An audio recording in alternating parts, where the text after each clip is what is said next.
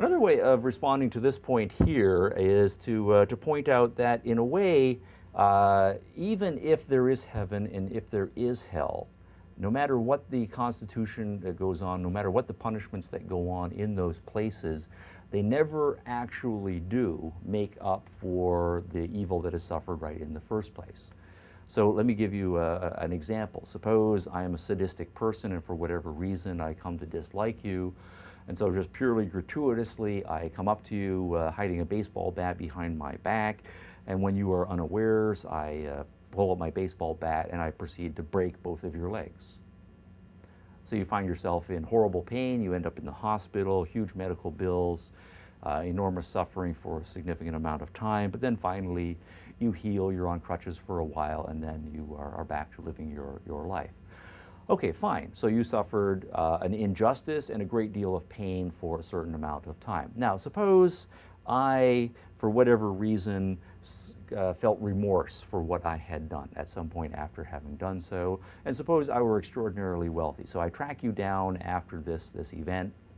A year later, you're recovered at this point, and I write out a check for $10 million to you. And I say, I'm really very sorry for what I did to you. Here is some compensation for all of your pain and suffering, and here is well more than enough money to pay for your medical bills and to set you up with whatever kind of lifestyle you want for the rest of your life. So I hand you the $10 million check. You then go on, and 5 years later on, you're living your ideal life. You've got your portfolio of investments, you've got your beautiful home, you're traveling the world, and life is great, and you're looking back on what made it all possible. And you're saying, yeah, it was pretty rough there for a few months, right, while I was in traction in the hospital and suffering the psychological trauma of wondering why this guy would break my legs with a baseball bat. But now, 5 years later on or 10 years later on, it's all a distant memory and life is good. I'm in an earthly version of heaven. Is that fine? Well, sort of, but really no, right? There's nothing that I could ever do after the fact that was really going to make up for breaking your legs in the first place. That was an evil act. It was absolutely unnecessary. And so by analogy, we can then make the claim that no matter what happens in heaven, the core fact that still remains to be explained is, why did the evil that is being compensated for, that evil on earth, why did that have to exist in the first place, right? Compensation is after the fact, but it's after the fact for something that doesn't seem to be necessary in the first place. So the other claim then here is to say is that no compensation, right, or punishment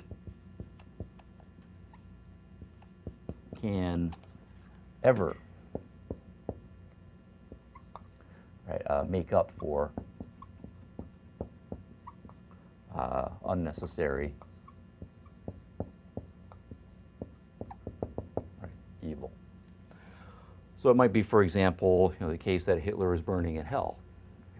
But however long Hitler burns up in hell, in what way does that punishment ever make up for the horrible devastation that he wreaked on other people in life?